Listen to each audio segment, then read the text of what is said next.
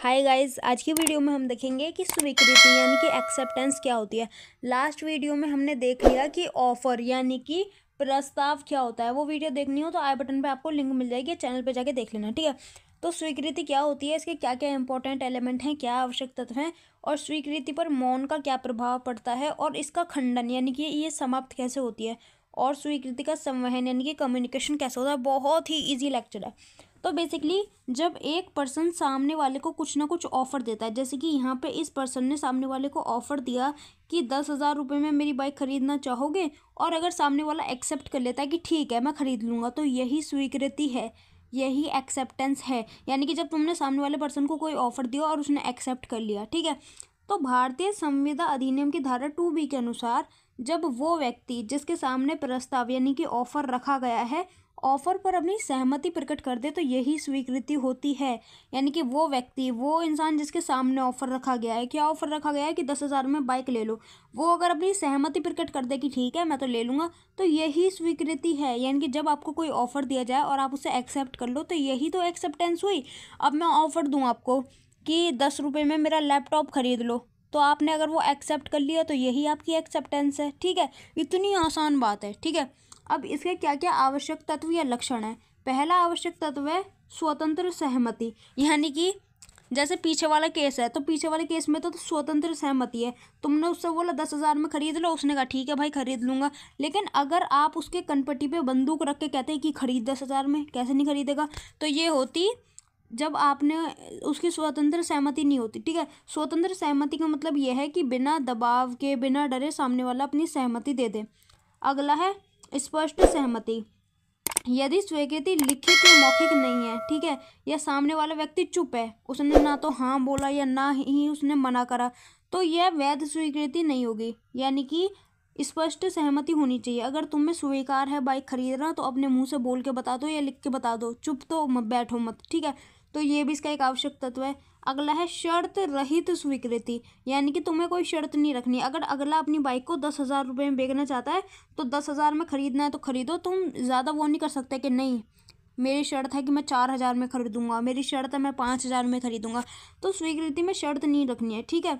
अगला है स्वीकृति समय सीमा के भीतर ही दी जानी चाहिए। यानी कि अगर इसने आपसे बोला कि मैं आपको 5 दिन दे रहा हूँ, 5 दिन में सोच के बता दो कि आपको 10,000 रुपये में बाइक लेनी है या नहीं लेनी, और आपको 1 महीना हो गया, आपने अब तक उसे नहीं बताया, 1 महीना हो गया आपने अब तक उसे नहीं बताया, तो ऐसे में कुछ नहीं हो सकता, ठीक है।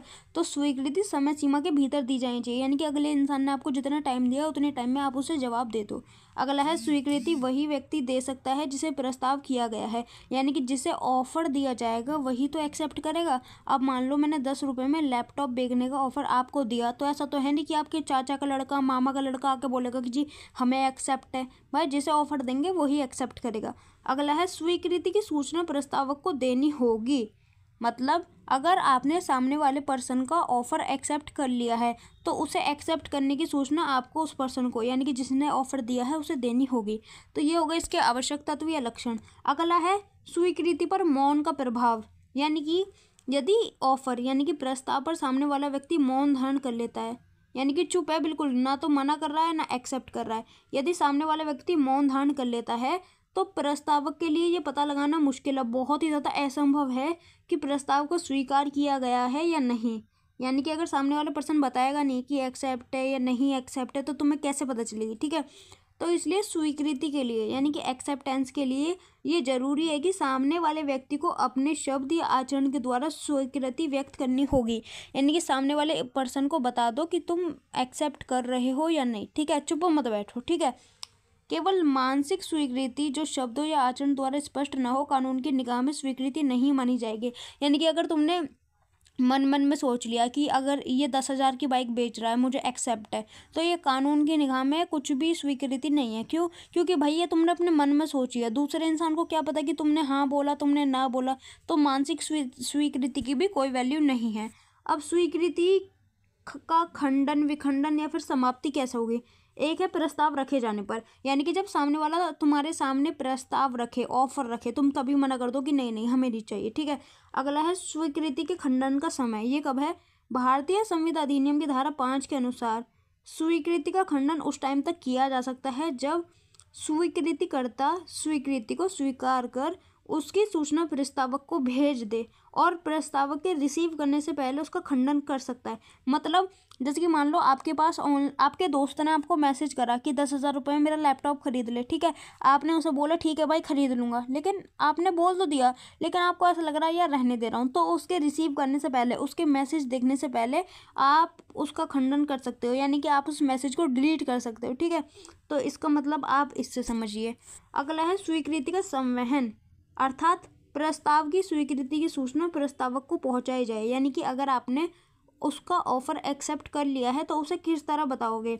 एक है व्यक्तिगत स्वीकृति, यानी कि आप जाके उसे डायरेक्ट बता दो, या फिर डाक द्वारा, या फिर आप उससे कोई लेटर वगैरह लिख के भेज दो, बहुत ज़्यादा दूर रहता है तो, या फिर फैक्स, ईमेल, दूरसंचार द्वारा, या फिर कॉल वॉल करके बता दो।